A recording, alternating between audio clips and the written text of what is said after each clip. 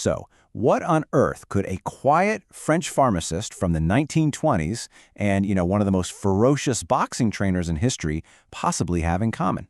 Well, the answer is this powerful mental technique, a secret to building unbreakable confidence that connects their two very different worlds. And today, we're going to break it all down.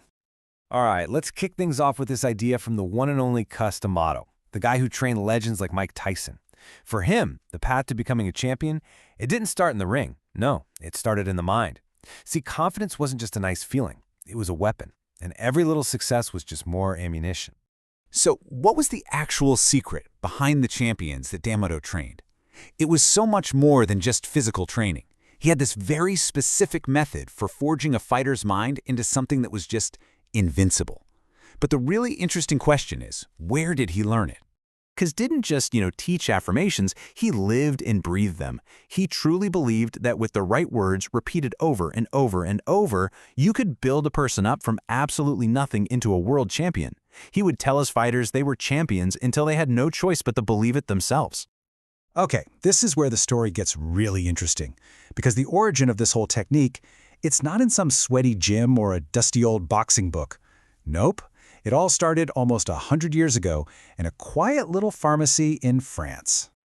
Everything traces back to a man named Émile Coué. D'Amato, believe it or not, just happened to find his book, Self-Mastery Through Conscious Autosuggestion, and for the legendary trainer, it honestly changed everything. So Émile Coué was this pharmacist who started noticing something incredible. The way he presented a medicine, the positive, encouraging words he used, seemed to change how well it worked. He was seeing the placebo effect in action, right there in his shop, and it gave him this revolutionary idea about the power of our own minds.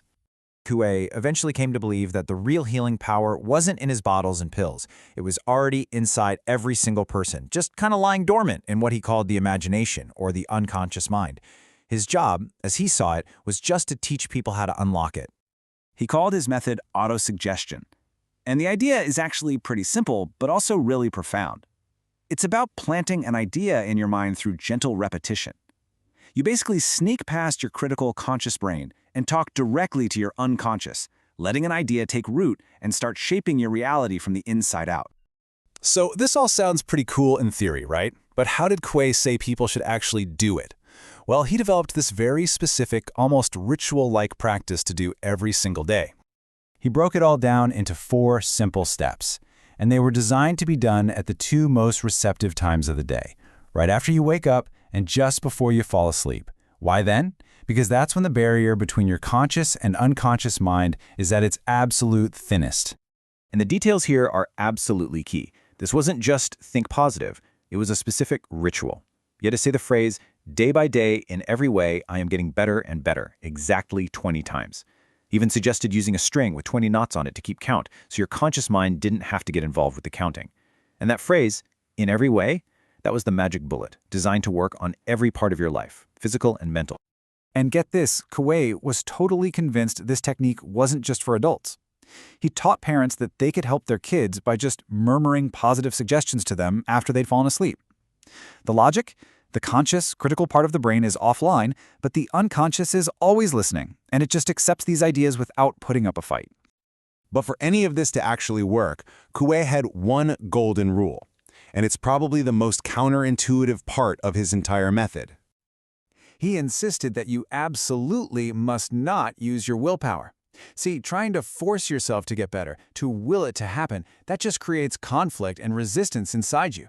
The real key was to use your imagination, to gently suggest an idea, and then just let your unconscious mind do the heavy lifting. So here's the bottom line. If your will is saying, I want to get better, but your imagination is picturing yourself as sick, well, your imagination is going to win, every time.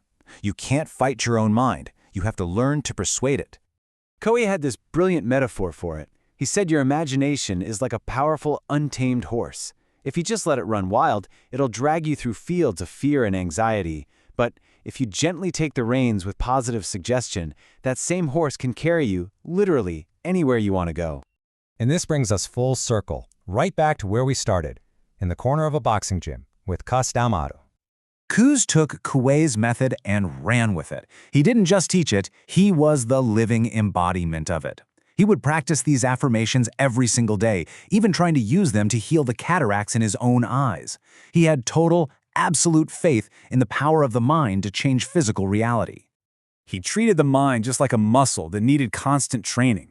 He surrounded his fighters with these ideas, plastering poems like "Don't Quit" all over the gym walls.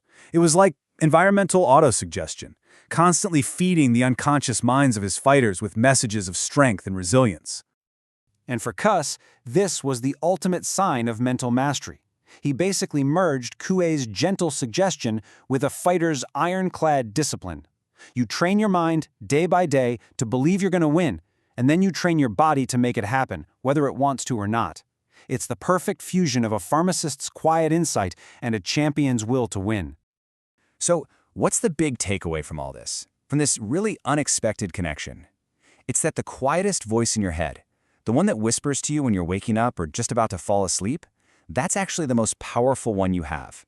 The suggestions you feed your mind day by day are literally building the person you become. So the real question that both Kuei and Damato leave us with is this: if your imagination always wins, what are you suggesting?